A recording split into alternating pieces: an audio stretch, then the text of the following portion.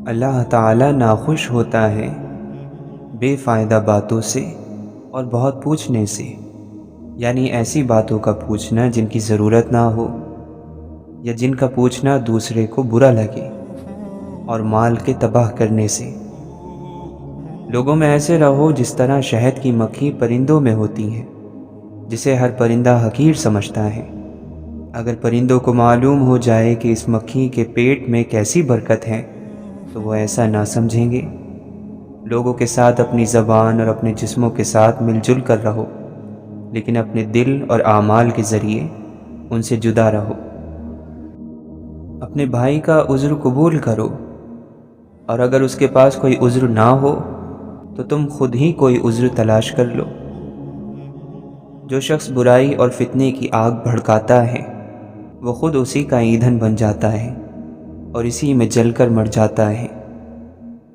اپنا حق لینے میں دیر کر دینا عیب نہیں ہے، دوسروں کے حق پر قبضہ کر لینا عیب ہے۔ جو کوئی تمہاری بدکرداری اور تمہارے برے کاموں کی حمایت کرتا ہے وہ تمہارے ساتھ دھوکہ کرتا ہے۔ دنیا کے گزرے ہوئے واقعات اس کے آنے والے حالات کا مکمل نقشہ ہیں۔ مانگنا ہو تو ایسے شخص سے مانگو جو دے کر بھول جاتا ہے، احسان کرنا ہے تو ایسے شخص سے کرو جو اسے یاد رکھتا ہے اور دہراتا رہتا ہے۔ خواہشوں اور شہوت کی پیروی دین کو بگاڑتی ہے، اور لالچ کی پیروی یقین کو برباد کر دیتی ہے۔ اے دنیا، تیرا عیش اور آرام تھوڑا، تیرے خطرے زیادہ، اور تیرے عاشق ذلیل اور خوار ہیں۔ نیکی وہ ہوتی ہے جو ٹوٹے دل کو جوڑتی ہے، نیکی وہ ہے جو کسی کے زخم پر مرہم رکھتی ہے، جو بھوکے کو کھانا کھلاتی ہے، جو پریشان کو تسلی دیتی ہے۔ وہ زبان جو دنیا کے کاموں میں دن بھر بھاگتے ہوئے بھی اللہ کا نام لیتی ہے۔ اللہ کا شکر ادا کرنا اللہ کی نعمتوں کا احساس ہونا بھی ہے۔ ہم میں سے اکثر لوگوں کو اس کا احساس نہیں ہوتا کہ ہم کتنی نعمتوں میں رہ رہے ہیں۔ ہم بس وہی دیکھتے ہیں جو ہمیں نہیں مل رہا، وہ نہیں دیکھتے جو پہلے ہی ہمارے پاس ہے، وہ سب جو دوسرے بہت سے لوگوں کے پاس نہیں ہے۔ یاد رکھو، انسان کو جس وجہ سے روزی سے محروم کیا جاتا ہے وہ صرف گناہ ہے جس کو وہ کرتا ہے۔ ہم جب بھی اللہ کے نبی صلی اللہ علیہ وسلم کی حدیث مبارکہ سے ہٹیں ہماری زندگیاں پیچیدہ ہوتی جائیں گی، ہم خود کو مشکل میں ڈالتے جائیں گے۔ ہم جہاں اپنے دل کی مانیں گے، اپنی خواہشات کے پیچھے بھاگیں گے، ہم مشکل میں پڑیں گے۔ یہ تو لکھ کر رکھ لیں، ایسا ہی ہوتا آیا ہے اور ایسا ہی ہوگا۔ اور ہم لوگ مر کر بھی اس دنیا کے معیار پر پورا نہیں اتر سکتے۔ ایک سوچنے والے زندہ انسان کے خیالات میں تبدیلی ہوتی رہتی ہے، نہیں بدلتا تو پتھر نہیں بدلتا۔ برداشت ایسی مضبوط چیز ہے کہ پتھر پلٹ کر مارنے والے کے منہ پر جا پڑتے ہیں، اور علم جب دل پر اترتا ہے تو چپ لگ جاتی ہے۔ دوسروں کو متاثر کرنے کی خواہش ذہنی قید کی بدترین شکلوں میں سے ہے۔ قرآن پاک کو کس زبان میں پڑھا جائے؟ اسے دل کی زبان میں پڑھا جائے، محبت سے پڑھا جائے، ادب سے پڑھا جائے۔ جس کا یہ کلام ہے وہ مصنف موجود ہے۔ اپنے دل میں کہو کہ یا اللہ، بات سمجھ نہیں آ رہی تو وہ سمجھا دے گا۔ وہ محبت کرنے والوں کو سمجھا دیتا ہے۔ جب بھی کوئی شخص ہم سے ملے ہم اسے کچھ نہ کچھ ضرور دیں، اور کچھ نہیں تو ایک مسکراہٹ ہی صحیح۔ محبت کرنے والے کو بتانے کی ضرورت کوئی نہیں ہے، جس سے ہو رہی ہے اس کو خود بخود خبر ہے، کیونکہ یہ خود اسی کی دی ہوئی چیز ہے۔ محبت کون دیتا ہے؟ محبوب دیتا ہے۔ اسے کیوں تم بتا رہے ہو کہ ہم محبت کرتے ہیں؟ غصے اور شہوت کو اپنے پاؤں تلے رون ڈال تاکہ تو زندگی سے صحیح لطف اٹھا سکے۔ اے بندے، نفس اگر پلید ہے تو تن پر پاکیزہ لباس پہننے کا کیا فائدہ؟ دل میں شرک ہی شرک بھرا ہے، تو خاک پر سجدہ ریزی کا کیا فائدہ۔ عقل کی انتہا شیطان تک لے جاتی ہیں اور انکار تک لے جاتی ہیں، اور دل کی انتہا جو ہے یہ حضوری تک لے جاتی ہیں، بلکہ حضور پاک صلی اللہ علیہ وسلم تک لے جاتی ہیں۔ سب سے اچھی حکمت عملی یہی ہے کہ آپ صلی اللہ علیہ وسلم کی پاک زندگی کی نقل کر لی جائے، اس سے روحانیت آ جائے گی، اور روحانیت آ جانے سے روحانی علم خود بخود عطا ہو جائے گا۔ جس آدمی کے دل میں اور زبان پر محبت سے حضور صلی اللہ علیہ وسلم کا نام آیا، اس کے لیے دوزخ کی آگ نہیں ہے۔ تو جس دل میں حضور پاک صلی اللہ علیہ وسلم کی محبت ہے، اس کے لیے دوزخ کہاں؟ وہاں دوزخ کی بات ہی نہیں ہے۔ آپ بس شور نہ مچایا کرو، دوسروں کو تکلیف نہ دیا کرو، غرور نہ کیا کرو۔ آپ کے پاس جو مال ہے اس سے غریبوں کے ساتھ تعاون کیا کرو تو مسئلہ حل ہو جائے گا۔ خالق کی تلاش میں بعض مرتبہ دنیا سے بھاگ جانے کی خواہش ہے۔ دنیا سے گھبرا کر، وحشت زدہ ہو کر انسان خالق کا قرب تلاش کرتا ہے۔ جو لوگ تلاش کے پاک سفر میں دل لے کر نکلتے ہیں، وہ حقیقت کو دل بری کے انداز میں پاتے ہیں۔ انہیں کائنات کا ہر ذرہ ایک تڑپتا ہوا دل محسوس ہوتا ہے۔ آپ کی وابستگی جب اتنی منتشر ہے، بکھری ہوئی ہے، تو آپ کا ایمان کیسے قائم رہے گا؟ حال میں رہنا ہے تو کسی ایک جگہ پر ٹک جاؤ، اور ماضی میں جانا ہے تو راستے میں سب کو ادب سے سلام کرتے ہوئے حضور پاک صلی اللہ علیہ وسلم کے پاس پہنچ جاؤ۔ راستے کے پڑاؤ سلام کے لیے ہوتے ہیں۔ تو آج کل کے انسان پر احترام کا بہت زیادہ دباؤ ہے، اور اس طرح وہ پریشان ہو جاتا ہے، اور زندگی گزرتی چلی جا رہی ہے۔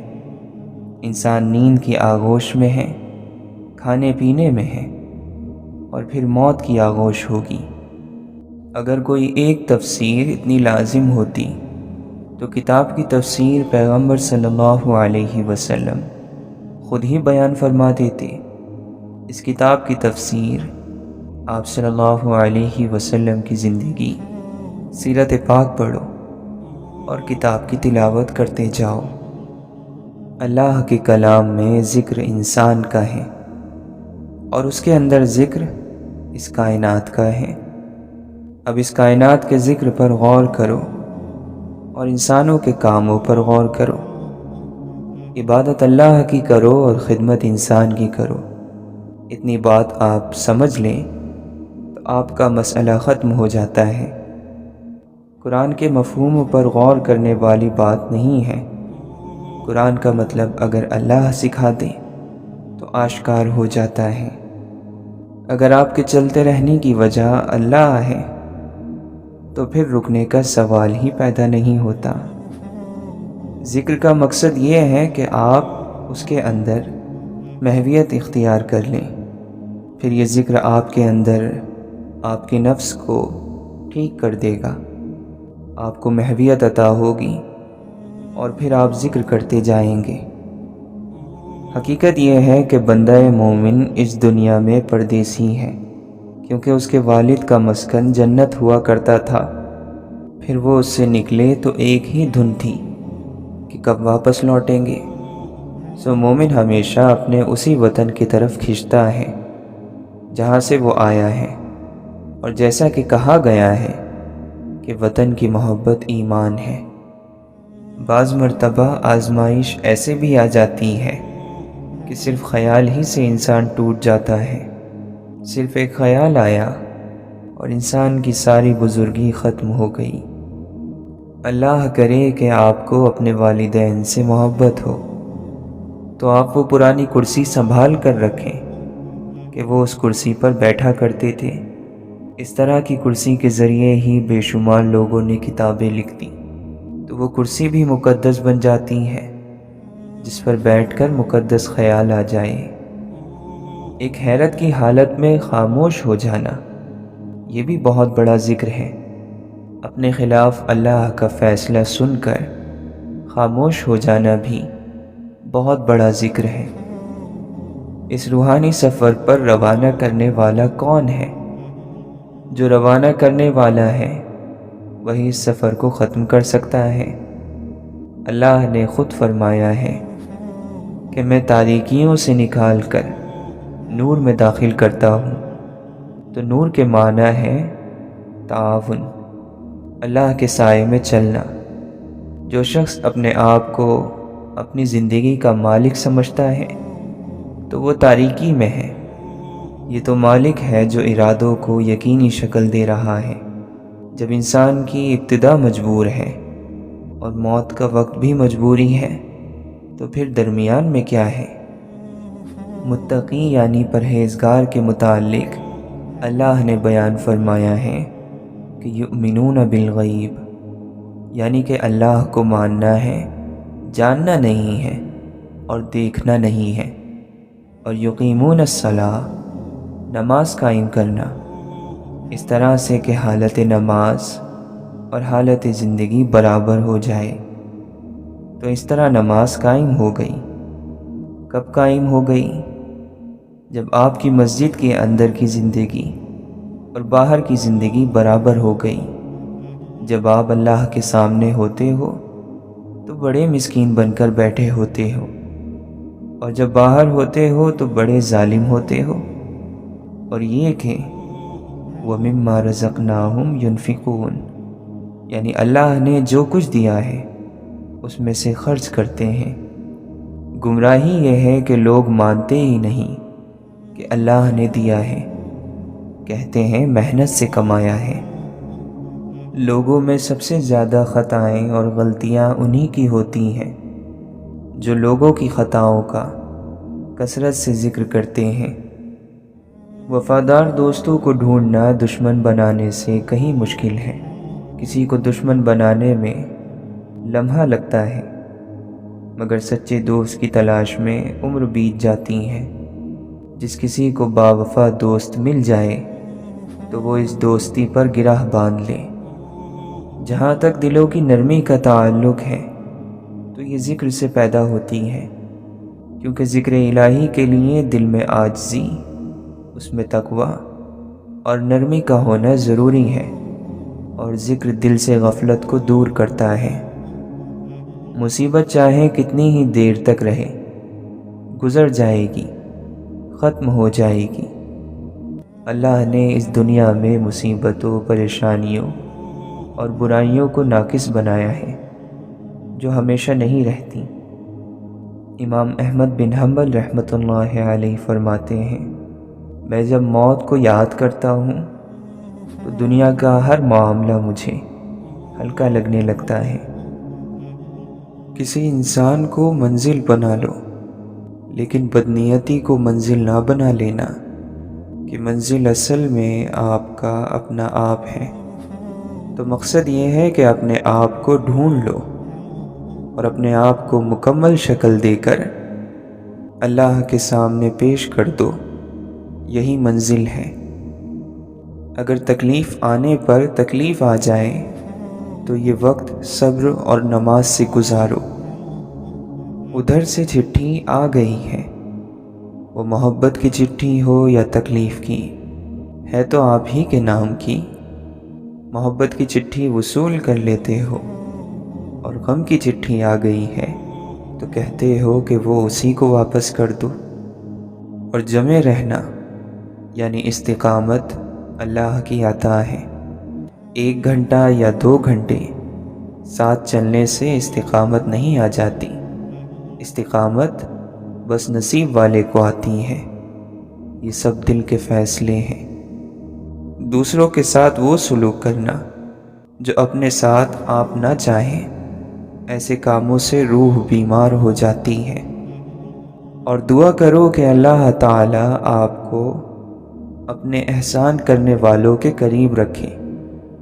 اور سب سے بڑی بات یہ ہے کہ اس مشکل زمانے میں ایمان قائم رہے۔ اللہ آپ کا ایمان محفوظ کرے۔ ہم تو اس زمانے سے محفوظ نہیں رہ سکتے، ہمارے لیے تو اس زمانے میں بہت مشکل ہے۔ جس طرح کے حالات جا رہے ہیں، یا اللہ ہمارے ایمانوں کو تو ہی محفوظ کر، اور غریبی کے باوجود ہمیں راضی رکھ۔ ہماری حفاظت تو آپ ہی کر سکتے ہیں، ہم اپنی کیا حفاظت کریں گے؟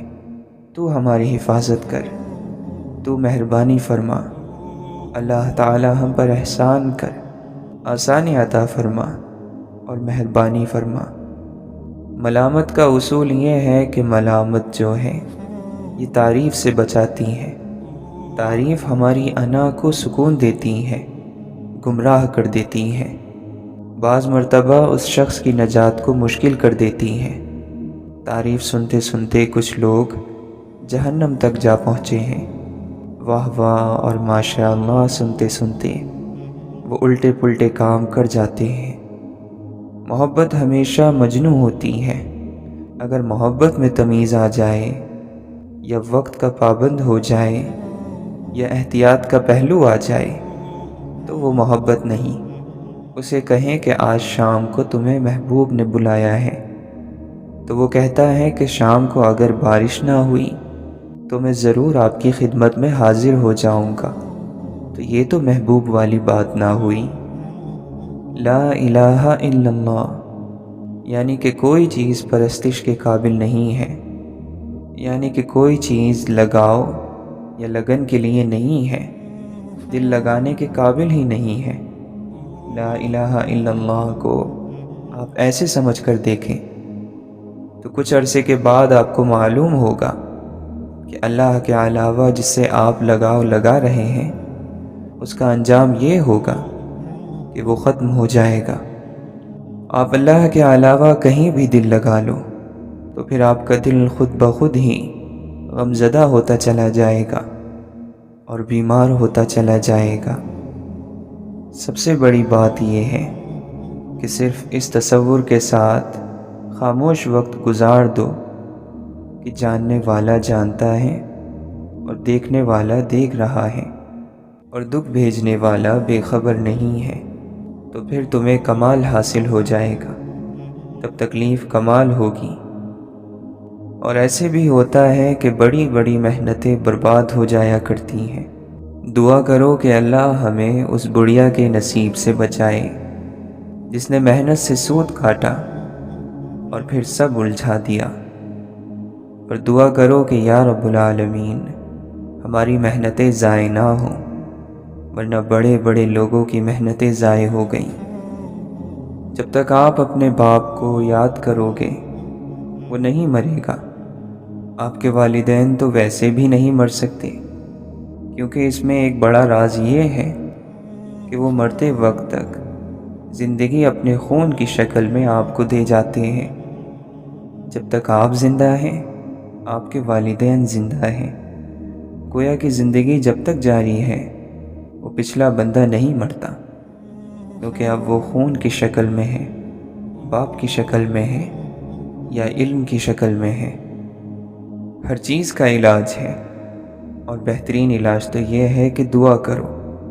دعا سے بلا ٹل جاتی ہے، جادو کا توڑ شروع ہو جاتا ہے، اور نیک عمل شروع ہو جاتا ہے۔ وہ روح جو راستے سے نجات پاتے پاتے اپنی پرواز میں کامیاب ہو جائے، وہ روح امر ہو جاتی ہے۔ روح جو ہے وہ یہاں رہنا نہیں چاہتی، یہ دور سے آنے والی چیز ہے، اور یہ دور واپس جانا چاہتی ہے۔ کچھ عرصے کے بعد سب ہونا انہونا ہو جاتا ہے، اور پھر آپ نے زندگی اپنی ذات کے ساتھ گزارنی ہے، اپنی ذات کی تنہائی کے ساتھ گزارنی ہے۔ آپ کی تنہائی ہی آپ کے کام کی چیز ہے، آپ اس بات کو سمجھ لیں۔ جس کی مسکراہٹ چھینی نہیں جا سکتی اسے شکست بھی نہیں دی جا سکتی۔ جو دوسروں کو ان کے حق سے زیادہ دیتا ہے اسے اپنا حق بن مانگے ہی مل جاتا ہے۔ شکر خوراک کو میٹھا کرتی ہے، شکر دنیا اور آخرت کو میٹھا کر دیتا ہے۔ بلندی کی طرف جاتے ہوئے راستے میں پھولوں کے بیج پھینکتے جاؤ، زوال کا سفر پرسکون رہے گا، اگر کانٹے پھینک کر جاؤ گے تو واپسی کا سفر تو ہر صورت میں طے کرنا ہی ہوتا ہے۔ غلطی کرنا غلطی نہیں، غلطی کو درست کرنے میں ناکام ہو جانا بہت بڑی غلطی ہے۔ نظام قدرت میں جس کی کوئی معافی نہیں۔ اللہ جس پر رحم کرتا ہے اسے اپنے در کا سائل بنا دیتا ہے، جو اللہ کے رحم سے محروم ہوتا ہے وہ دنیا والوں کا سائل بنا دیا جاتا ہے۔ رات اور دن کا مسافر سمجھتا ہے کہ وہ گھر میں بیٹھا آرام کر رہا ہے، حالانکہ وہ رات دن تیزی سے سفر کرتا ہوا موت کی طرف جا رہا ہے۔ کوشش اور عمل کے بغیر مرتبے اور اعلیٰ درجے کی طلب رکھنا سراسر نادانی اور جہالت ہے۔ جو شخص اللہ تعالی سے غافل ہو جائے وہ ہر مصیبت اور ہر آفت کا شکار ہو جاتا ہے۔ بہترین عمل وہ ہے جس کے بجا لانے پر تمہیں اپنے نفس کو مجبور کرنا پڑے۔ جو آدمی نفس کے چور کو قید نہیں کرتا، شیطان اس کے قریب رہتا ہے، جس کے نتیجے میں وہ اللہ سے دور ہو جاتا ہے۔ جو اللہ تعالی کے علاوہ کسی پر نظر رکھتا ہے وہ ذلیل اور خوار ہو کر کفر میں مبتلا ہوتا ہے۔ ایک مومن دوسرے مومن کے لیے دیوار کی طرح ہے، جس کا ایک حصہ دوسرے حصے کو مضبوط کرتا ہے۔ عالم، فاضل، عاقل، دانشمند وہ ہے جو اپنے نفس کو درست اور سیدھا رکھے اور ہر مصیبت سے اس کا امتحان لے۔ یاد رکھو، نفس اور شیطان کے دھوکے زندگی بھر ختم نہیں ہوتے۔ انسان پر واجب ہے کہ وہ دونوں جہاں میں اس چیز کی طلب کرے جس کے لیے اسے پیدا کیا گیا ہے۔ اللہ کے دوست کے لیے ریاکاری، عالم کے لیے لالچ اور غنی کے لیے کنجوسی سے بچنا ضروری ہے۔ انسان کی دو حالتیں ہیں، ایک جسمانی اور دوسری روحانی۔ جسمانی حالت میں انسان کا درجہ عام ہے اور روحانی حالت میں انسان کا درجہ خاص ہے۔ جو شخص اللہ تعالی کی عبادت اپنی ذاتی مقاصد کے لیے کرتا ہے وہ اپنی پوجا کرتا ہے، اللہ تعالی کی نہیں۔ کسی انسان کے کم ظرف ہونے کے لیے اتنا ہی کافی ہے کہ وہ اپنی زبان سے اپنی تعریف کرنے پر مجبور ہو۔ دوسروں سے اپنی تعریف سننا اچھی بات نہیں، اور اپنی زبان سے اپنی تعریف عذاب ہے۔ جس نے لوگوں کو دین کے نام پر دھوکہ دیا اس کی آخرت خطرے میں ہے، کیونکہ آخرت دین سے ہے اور دین میں دھوکہ نہیں۔ اگر دھوکہ ہے تو دین نہیں۔ ایمان ہمارے خیال کی اصلاح کرتا ہے، شکوک اور شبہات کی نفی کرتا ہے، وسوسوں کو دل سے نکالتا ہے۔ ایمان ہمیں غم اور خوشی دونوں میں اللہ کے قریب رکھتا ہے۔ ہم ہر آزمائش میں پورے اترتے ہیں اور ہم جانتے ہیں کہ خوشیاں دینے والا ہمیں غم کی دولت سے بھی نواز سکتا ہے۔ اللہ تعالیٰ اپنے بندوں کو دولت یقین سے محروم نہیں ہونے دیتا۔ جب تک اس سچی خبر دینے والے کی سچائی پر یقین نہ ہو ہم توحید کی تصدیق نہیں کر سکتے۔ آنکھیں گندگی اور آلودگی سے بچتی رہیں تو دل کی فضا بھی صاف رہتی ہے۔ جھوٹے گواہ کے قدم ہٹنے بھی نہیں پائیں گے کہ اللہ تعالیٰ اس کے لیے جہنم واجب کر دے گا۔ جو اللہ کی محبت پا لیتا ہے وہ اپنی ذات کو مٹا ڈالنا چاہتا ہے، لیکن جو پھر بھی اپنی ذات کو بلند رکھنا چاہے وہ اللہ کی چاہت کو کھو دیتا ہے۔ بدگمانی اور لالچ اللہ کی ناشکری ہوتی ہے۔ جلد بازی بیوقوفی ہے اور یہ انسان کی بدترین کمزوری ہے۔ عشق ایک آگ ہے جو دل سے اللہ کے سوا ہر چیز کا نقش جلا دیتی ہے۔ ہر چیز کی قیمت ہوتی ہے، انسان کی قیمت اس کی خوبیاں ہیں۔ جب انسان نے آئینہ ایجاد کیا اس نے اپنی روح سے محرومی کی ابتدا کر دی۔ وہ اپنے وجود سے زیادہ اپنے عکس کے لیے فکر میں لگ گیا۔ دنیا پریشانیوں کا گھر ہے، آنے والوں ذکر الہی کی مجلس میں سکون تلاش کیا کرو۔ ذکر الہی ہر پریشانی کا واحد حل ہے۔ بتا اس دنیائے دو میں سکھی کون ہے؟ ایک بھی نہیں سوائے اس کے جو اللہ کا ذکر کرے جسے اللہ چاہے۔ کون کہتا ہے کہ وہ اللہ کا ذکر کرتا ہے لیکن مطمئن نہیں ہوتا؟ تو اللہ کا ذکر نہیں کرتا اور کسی کا ذکر کرتا ہوگا۔ حمد ہے اس اللہ کے لیے جس نے اپنی سپردگی میں لے کر ہمیں عزت دی اور ہمیں لوگوں کے سپرد نہ کیا کہ وہ ہمیں ذلیل کرتے۔ جنس جو ہے وہ جنس کو پہچانے گی، چور چور کو پہچانے گا، درویش درویش کو پہچانے گا، تو اللہ کا بندہ ہی اللہ کے بندے کو پہچانے گا۔ کسی اور کے حصے میں آئی ہوئی چیز کی آپ تمنا شروع کرو تو آپ گمراہ ہو جائیں گے۔ جو کسی کے ہاں کسی بھی قیمت پر کبھی نہیں بکتا وہ اللہ کے یہاں بکتا ہے۔ محبت اختیار کرو کہ محبت کی چاشنی سے کڑوی چیزیں بھی میٹھی ہو جایا کرتی ہیں، اور محبت کی اکسیر سے تانبے بھی سونے کے ہم شکل بن جاتے ہیں۔ دعا سے دل کا غبار چھٹ جاتا ہے اور روح کا سکون لوٹ آتا ہے۔ جب تو کسی صاف دل شخص کے ساتھ مکر اور حسد کرے گا تو اس حسد سے تیرے دل میں سیاہی اور کالک پیدا ہوگی۔ جو غم تمہارے دل میں چھید لگاتے ہیں انہیں بھرنے کے لیے ان سے بہتر چیزیں ان کی جگہ آتی ہیں۔ اچھا وقت آپ کی طرف آتا نہیں، آپ کو اس کی طرف جانا پڑتا ہے۔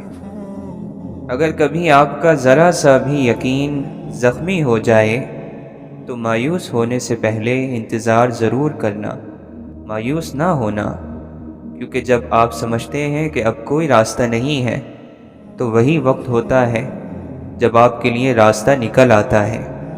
اللہ تعالی مہربانی کرتا ہے۔ ایک انسان نے کہا کہ جب مر ہی جانا ہے تو عمل کیا ہے؟